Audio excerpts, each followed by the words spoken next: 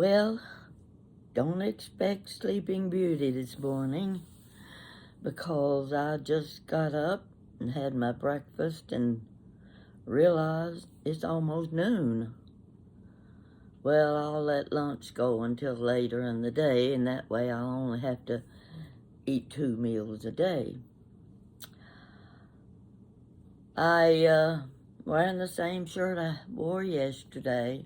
Oh, shirt's always good for 2 or 3 wears before I throw it in the laundry.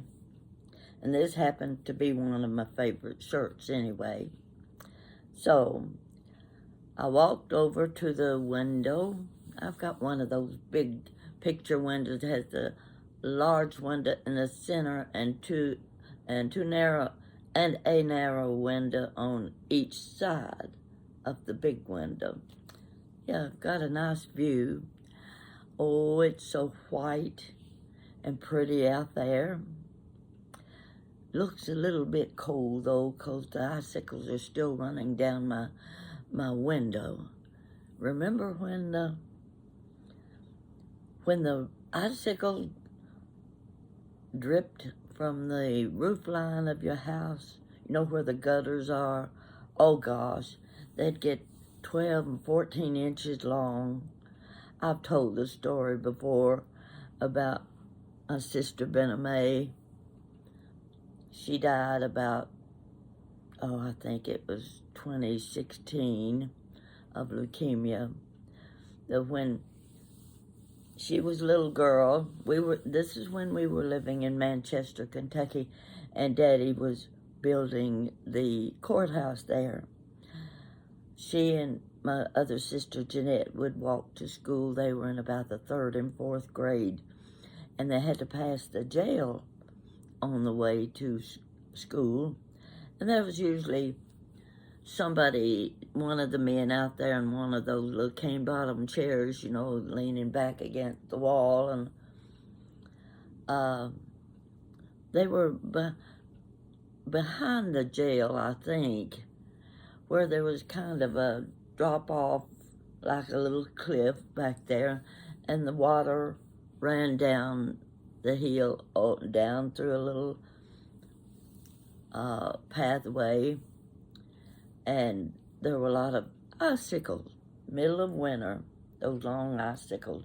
Oh, we used to break them off all the time, and we'd get an old sock, wrap it in an old sock, and, like this. We'd get it, just pretend this is the icicle, and you had your sock wrapped around it at the bottom like this, to where you could lick it. Icicles. What is to the taste of an icicle? Nothing but cold water, when you think about it. But gosh, they were the best things in the world in the wintertime. So my 2 sisters were walking to school, and one of the men from the jail was sitting out there, and he said they were breaking off an icicle. He said, I guess you know that those icicles come from the water inside the jail when the men flushed the toilets. Well, you can imagine what that was like to a 8 or 9-year-old girl holding one of those icicles, and how quick she threw it to the ground. So that's just one of the little things I've always remembered. And of course, she told me the story long time ago. And when I see icicles growing or dripping from the roof of a house or something, I'm always reminded of the icicles behind the jail in Manchester, Kentucky. So much for that. But looking out the window, the trees, now we have 100-year-old trees in our neighborhood because this is the historic district of town. And the trees are coated with ice, and on top of the tree limbs is a layer of snow. Some of the houses off in the distance have white rooftops. And of course, you add snow to those white rooftops, and it's quite appealing in the middle of all those trees. It looked like a forest of trees because the trees are so tall. And it's one of the best views you can have in town. And I just happen to be one of those that has that view. So that's about it for the snowy, cold winter day. I'm not going to be going out. Don't worry about me getting in my car and going somewhere today. I'm watching the streets. I can see Richmond Road and how the traffic is going up and down the street. So I'm not about to take any chances. For one reason, I'm cold-natured and I don't like to get out when it's real cold. So I thought I'd just chit-chat with you a little bit because you're probably like me. You need something to liven up the day, and when it's like this in the wintertime. That's the thing we hate about winter. It's so dreary, and there's nothing to do that we want to do.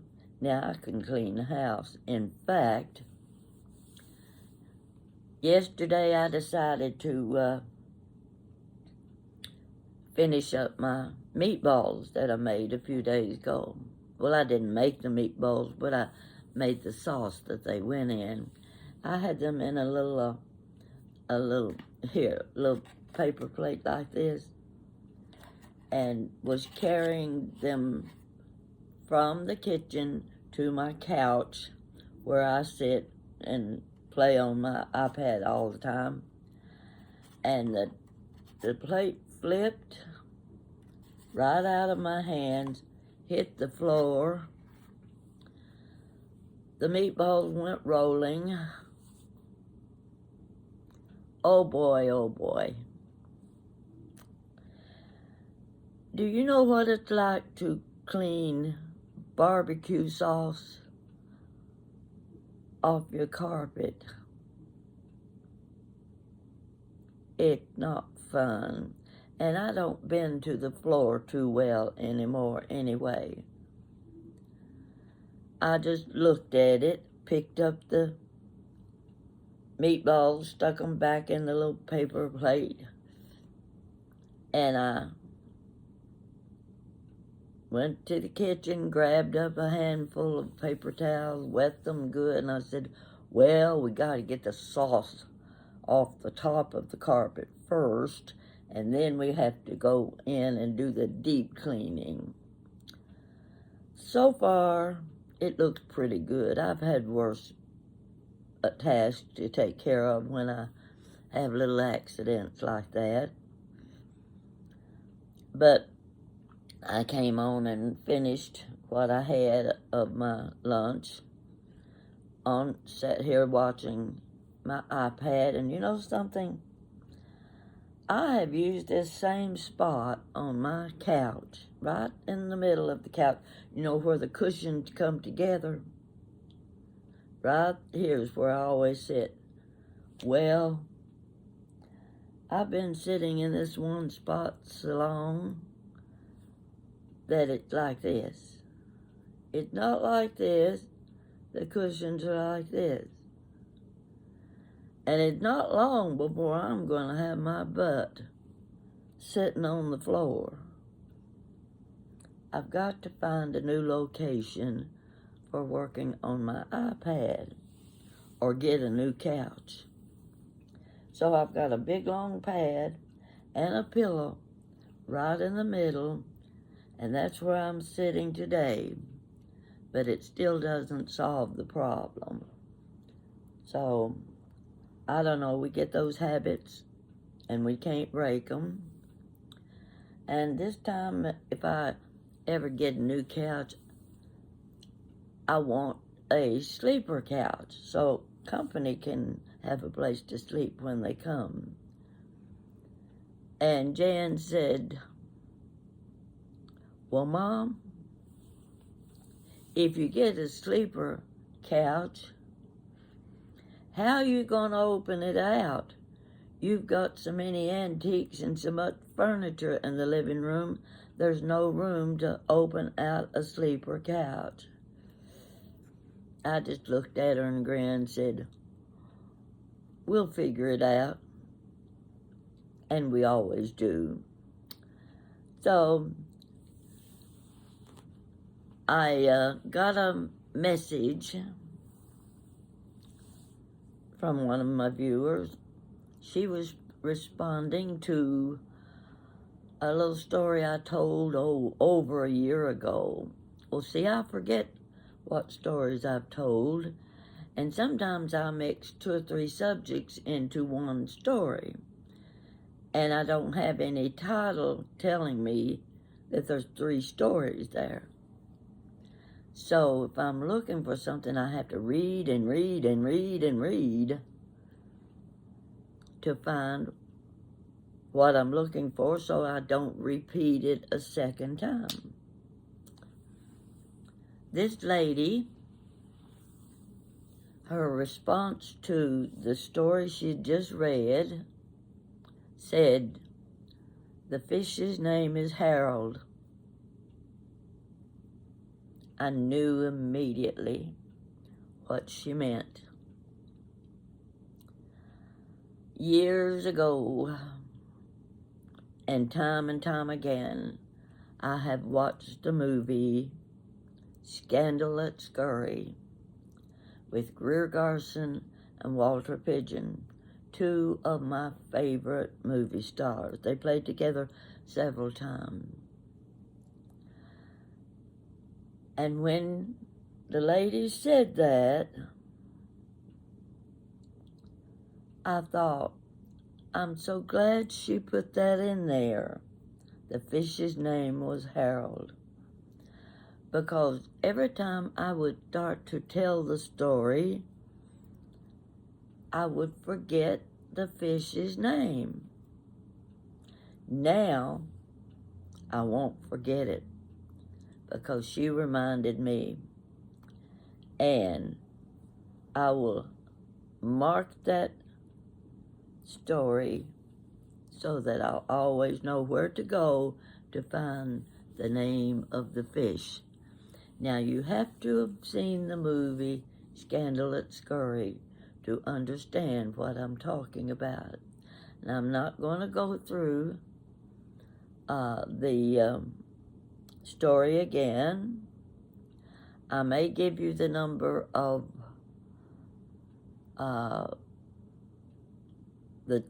the title of the story, which I'm not looking at right now,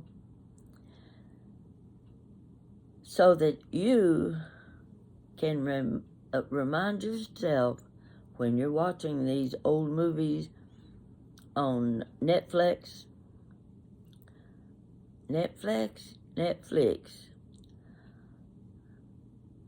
you want to look for that movie.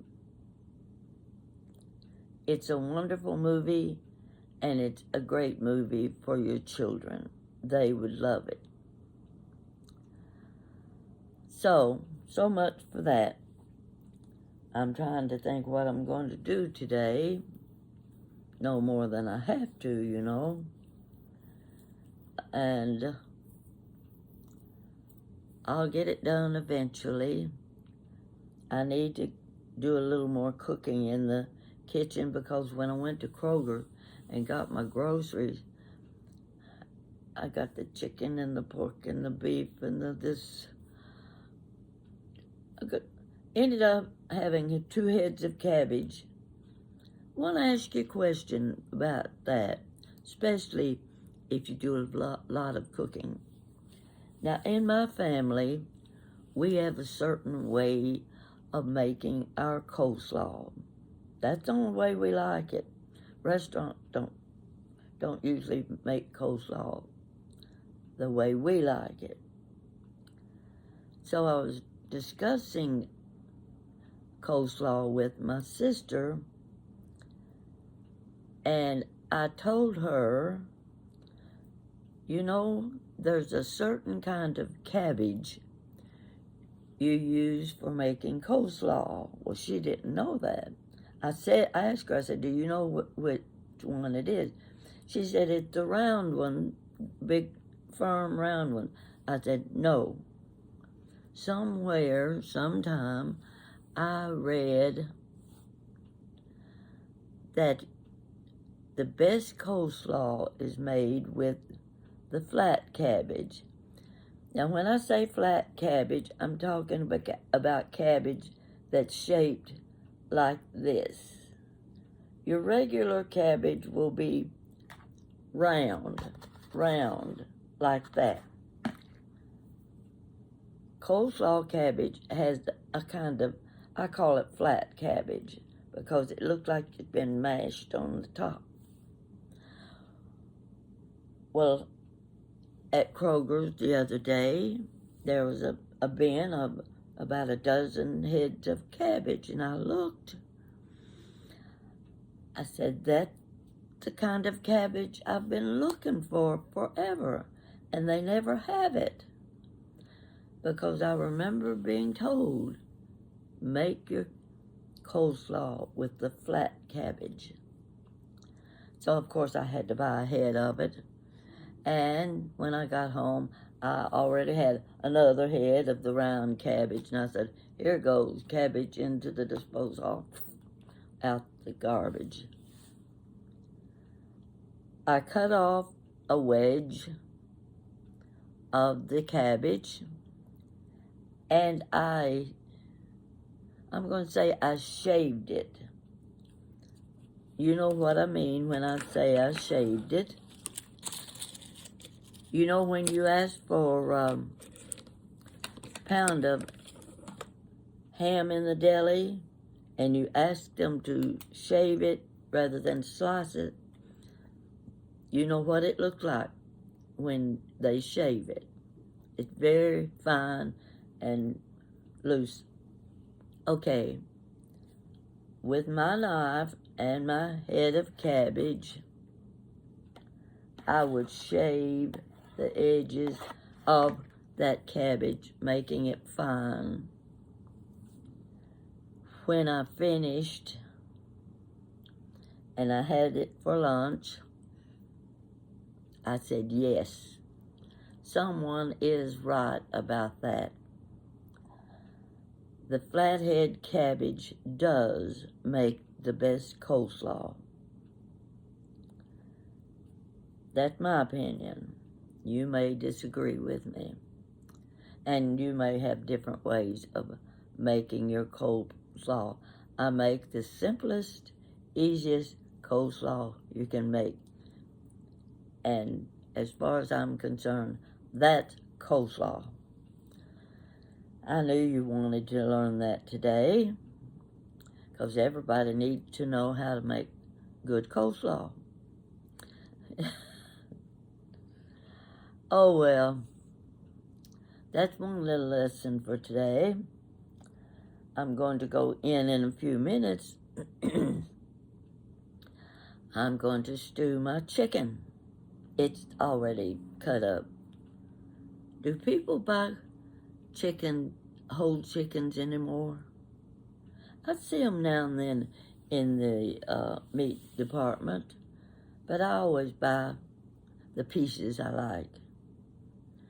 And it's usually chicken breast, of course. You've got to have the white meat. I like the thighs and the legs for the dark meat.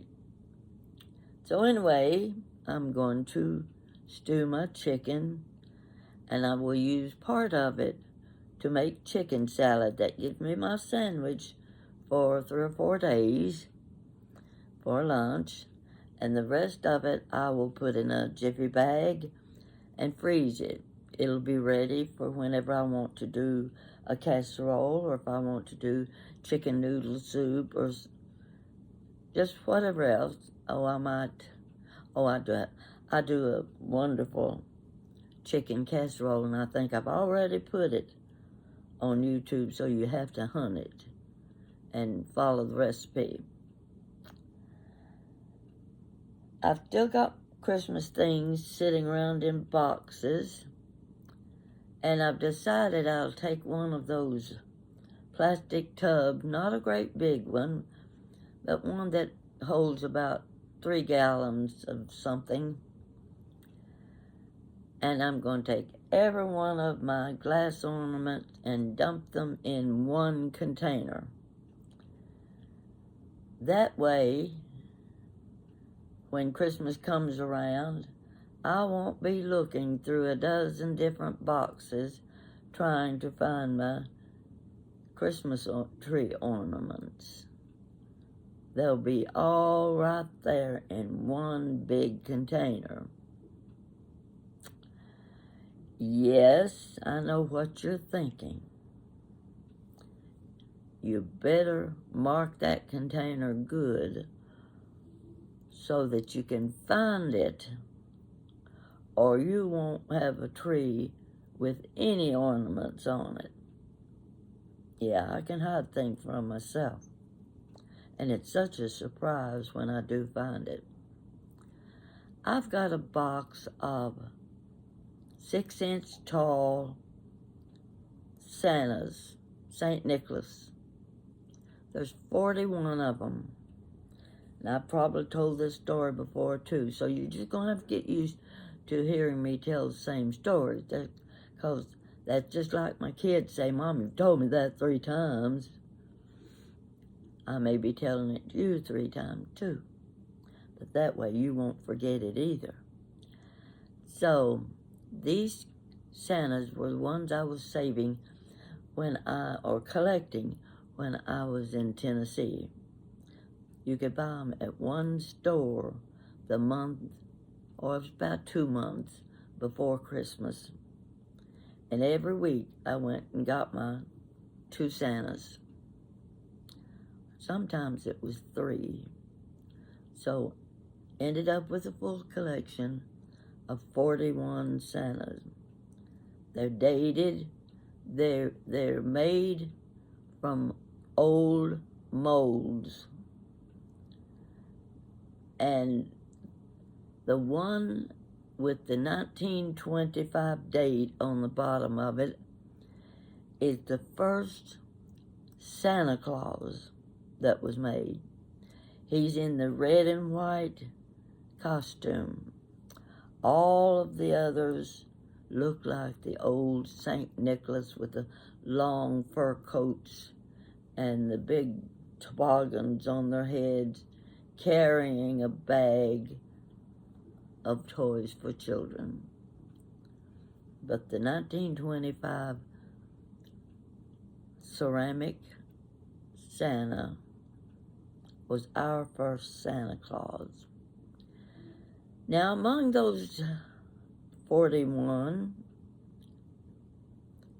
I was missing one.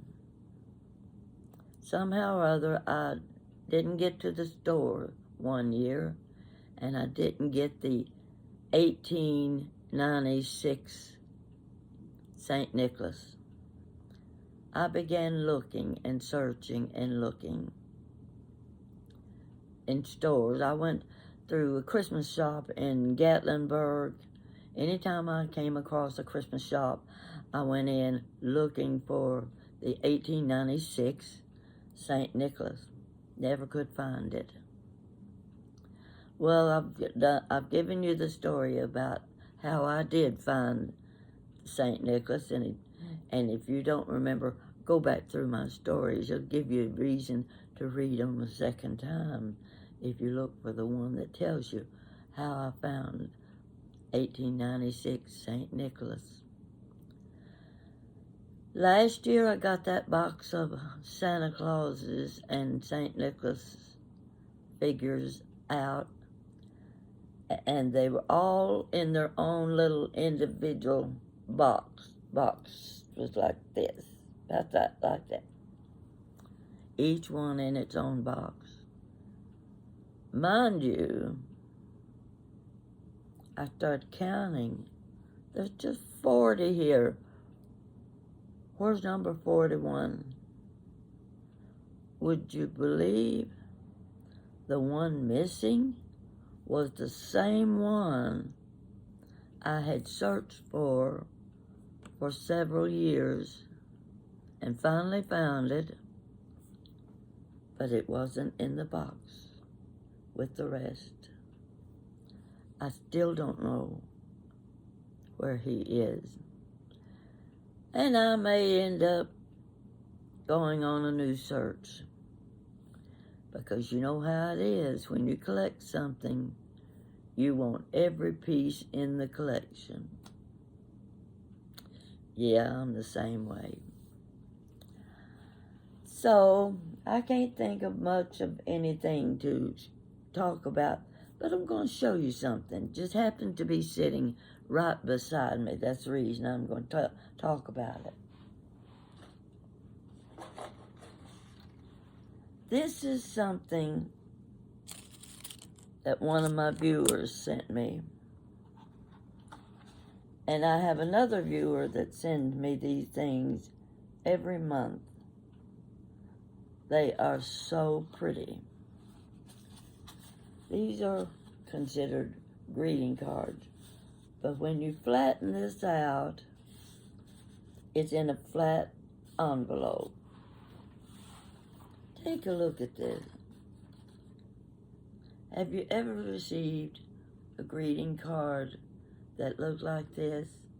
Now I could unfold it, but I don't want to, because if I unfold it, everything will go, they will go flat, and I can put them back in the envelope. But I keep this sitting on a table right beside my couch, because I think this is one of the sweetest and most fascinating decorations you can have. And they work great if it's someone's birthday, you're going to celebrate, you're going to decorate your table, and to give them something like this to go in the center of their birthday table is the most delightful thing they can get on their birthday. So I thought I'd show you that for some of you who may not be familiar with these. Now, one of my viewers, I can't say enough about this lady, and I'm not going to give you her name, but she is so kind and so faithful in following my YouTube channel. Most likely we will never ever see each other in person, but she already seems like an old, familiar friend from the past. She is so sweet. I'm sure you have friends like that too. Those are the things that we make memories of. You know that, I know that. The stories we can tell about these good friends and our relationship together are priceless. So, here we are in January, reminiscing. January is just not the best month of the year. It's probably the coldest. Sometimes we delay the bad weather, the cold weather, all the way up to March. But when you get that far into winter, I get a little depressed because I'm looking for spring. I'm ready for flowers. I'm going to get off now. My phone is ringing. I'll finish this later.